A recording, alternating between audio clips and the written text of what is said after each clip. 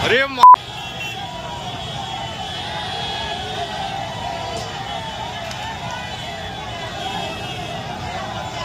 भाई धंधा नहीं कहा फोन आया। हमारा आपना मर्चेंडाइज स्टोर आप लोग अवश्य विजिट करें। यहाँ पर आपको बहुत सारी नए ऑप्शंस मिल रहे हैं। ये देखिए, ये हैं 4 कलर्स में मंदिर वहीं बनाया है, और इधर है 4 कलर्स में अयोध्या, काशी, मथुरा, और साथ में और भी हैं आपके पास टी शर्ट ऑप्शंस। इधर है आपका शिव तांडव और इधर है ओम।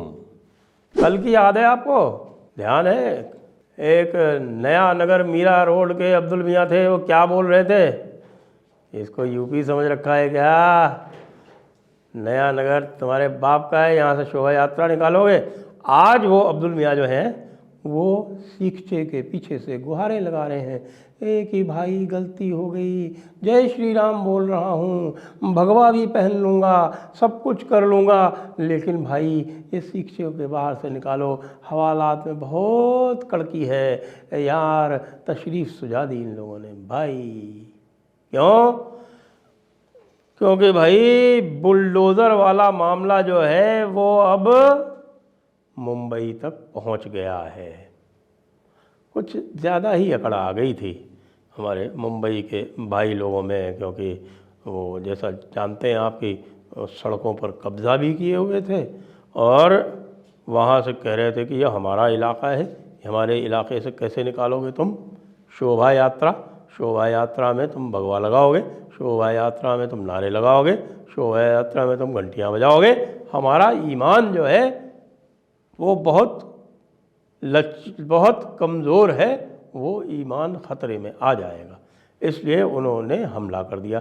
एक बार नहीं, पहले रविवार को किया और उसके बाद सोमवार को भी किया। हालांकि सोमवार में थोड़ा मैच जो है वो बराबरी का हो गया। रविवार को तो पूरी तरह से एक तरफा था। रविवार को तो उन्होंने जो है महिलाओं के साथ तो चलाकर बदतमीज़ी की। उन्होंने और भी क्या कार्यक्रम किए जो अब पता चल रहा है कि उन्होंने भगवा झंडों पर थूका, उन पर उल्टियाँ की। और ये भी एक, मुझे लगता है कि एक स्किल है। ये कैसे ये कौशल उन्होंने उत्पन्न किया कि जब चाहे तब उल्टियाँ कर दें। ये तो जो है वो योग में सिखाया जाता है, तो इसका मतलब लोगों ने जो है वो योगा क्लासेस का भी इन्फिल्ट्रेशन कर लिया। योगा क्लासेस में जाके वो सीखा है कि कैसे उल्टी करना है। नीति भी सीख गए होंगे फिर तो भाई ये नेति, रज्जू, उल्टी ये सब अगर सीख गए हैं तब तो भाई बड़ा मुश्किल हो गया। और तो फिर योगा कर्मसु कौशलम भी सीख लेंगे और समत्वम योग उच्चते भी सीख लेंगे। उसके बाद तो अर्जुन बन जाएंगे कृष्ण के। लेकिन बन नहीं सकते ना, क्योंकि भाई माले गनीमत वाला जो हिसाब किताब है, जो कहते हैं ना कि भाई गीता में तो ये कहते हैं कि निर्लिप्त होकर कर। यहाँ तो निर्लिप्त होने का सवाल ही नहीं। जो कुछ भी करना है माले गनीमत के लिए करना है। तो माले गनीमत के लिए जो काम किया गया मीरा रोड मुंबई में, उसका जो अंजाम है वो अच्छा नहीं निकल रहा है। जी हाँ, ये थोड़ा सा ये जो वीडियो जो चल रहा है इसको आपने देखा होगा, उस वीडियो को। उसमें जो है वो जो बिस्मिल्लाह जी हैं उनकी दुकान तोड़ी जा रही है। बुलडोज़र आ गया है, रैपिड एक्शन फोर्स डिप्लॉय हो गई है, स्टेट पुलिस बहुत बड़ी संख्या में है, नया नगर का इलाज जारी है। यानी कि बुलडोज़र बाबा का प्रताप, बुलडोज़र बाबा का प्रभाव, बुलडोज़र बाबा का प्रवाह ये मुंबई में पहुंच चुका है, और मीरा रोड में उसका सत्यापन होकर और उसका क्रियान्वयन भी हो गया है। तो आप कहेंगे कि भाई इतना समय क्यों लगा? ये तो देखिए ऐसी बात है कि हम कई समय से कह रहे हैं कि देखिए जो ये योगी बाबा वाला जो फार्मूला है, योगी वाला फार्मूला जो है वो रामबाण है। वो रामबाण इसलिए है कि जो भी व्यक्ति आमतौर पर किसी प्रकार का क्रिमिनल एक्ट करता है, आपराधिक प्रवृत्ति का जो होता है, तो वो आपराधिक प्रवृत्ति उसकी, ये योगी बाबा ने ढूंढ निकाला कि उसकी आपराधिक प्रवृत्ति जो है वो मात्र उस दंगे तक सीमित नहीं होती। उसने कुछ न कुछ इलीगल प्रॉपर्टी बना के रखी होती है, उसने कुछ न कुछ इलीगल इंक्रोचमेंट्स किए होते हैं, उसने कुछ न कुछ और भी वायलेशंस किए होते हैं।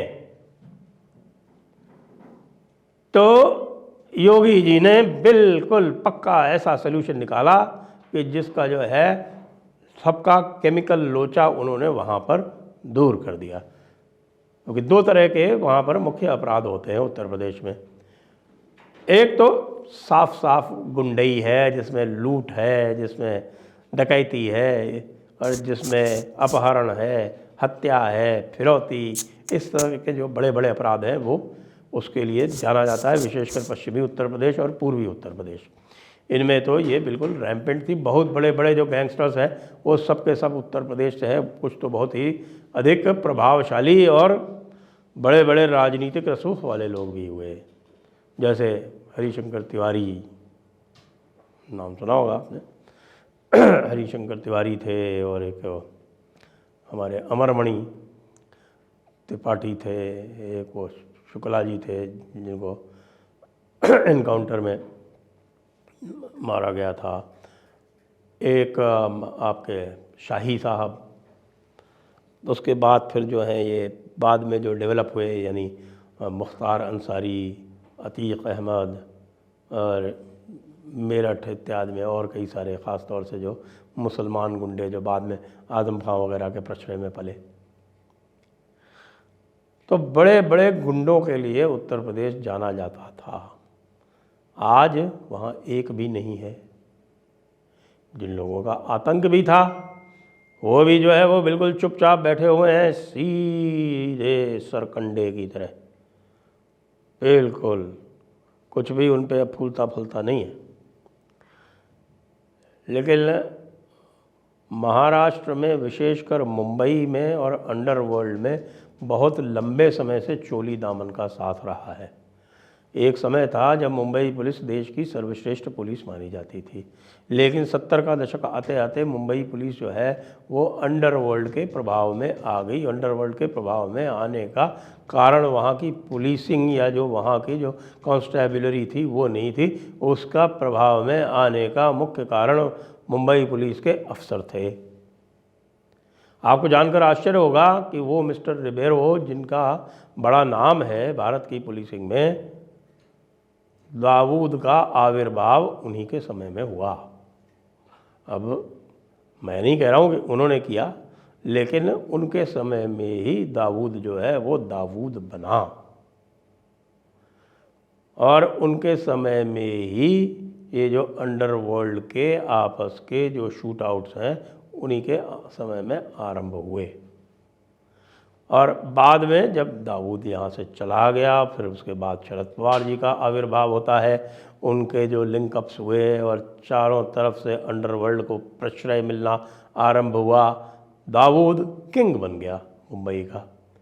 दाऊद के किंग बनने से एक समुदाय विशेष को बहुत अधिक प्रोत्साहन मिल गया, और समुदाय विशेष के ख़ास तौर से जो गुंडा तत्व थे, और वे गुंडा तत्व उन्होंने हर तरह का व्यवसाय वहाँ पर किया।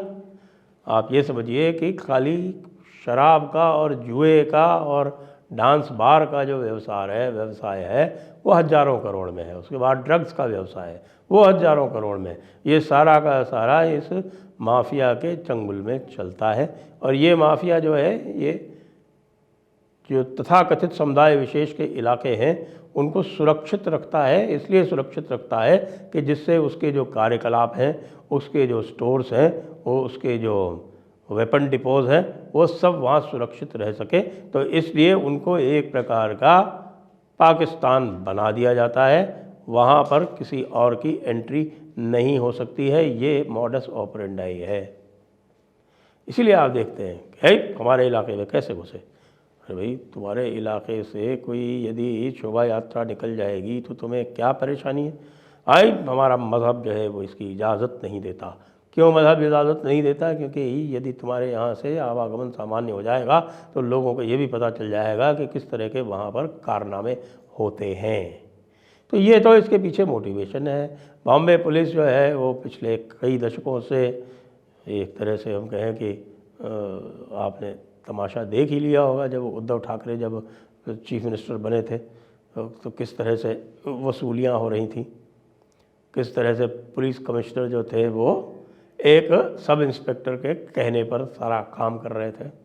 जी हाँ, आपने सुशांत सिंह राजपूत वाला किस्सा भी सुना होगा, दिशा सालियान वाला भी किस्सा सुना होगा। ये सारे काम मुंबई में हुए हैं। तो इसलिए मुंबई में भी आप देखते होंगे कि जब इस तरह की कोई हरकत होती है तो मुंबई पुलिस उससे सख्ती से नहीं निपट पाती। लेकिन इस बार आप लोगों ने, हमने सब से मिल के महाराष्ट्र सरकार पर इतना दबाव डाला कि उनको, चाहे आरंभ भी हुआ हो, चाहे उस स्तर का नहीं हुआ हो जैसा कि योगी राज में होता है, लेकिन कम से कम ये कह सकते हैं कि भाई well begin is half done. आपने शुरुआत तो की, आपने बुलडोज़र चलाया तो, और उन शांति दूतों के ऊपर चलाया जो कि शांति को अपने ठेंगे पर रखते हैं। अच्छा किया आपने देवेंद्र जी, आपने अरेस्ट भी किए हैं, लेकिन ये केवल एक इस प्रकार का एक आइसोलेटेड एक्शन नहीं होना चाहिए। सबको पता चलना चाहिए कि जब भी इस प्रकार से शांति भंग किया जाएगा, लोगों के शोभा यात्राओं पर यदि पथराव किया जाएगा, इस प्रकार की कोई बात की जाएगी, तो फिर केवल अरेस्ट नहीं होगी, अरेस्ट करने के साथ साथ पूरी पंचांग जो है उसकी छानबीन होगी, और पंचांग की छानबीन होके कहीं पर जो भी गलत काम किए होंगे उसका परिणाम भुगतना पड़ेगा। जब तक परिणाम नहीं भुगताएंगे तब तक ये कार्यक्रम जारी रहेंगे। धन्यवाद देवेंद्र जी फडणवीस। जय हिंद, जय भारत, वंदे मातरम।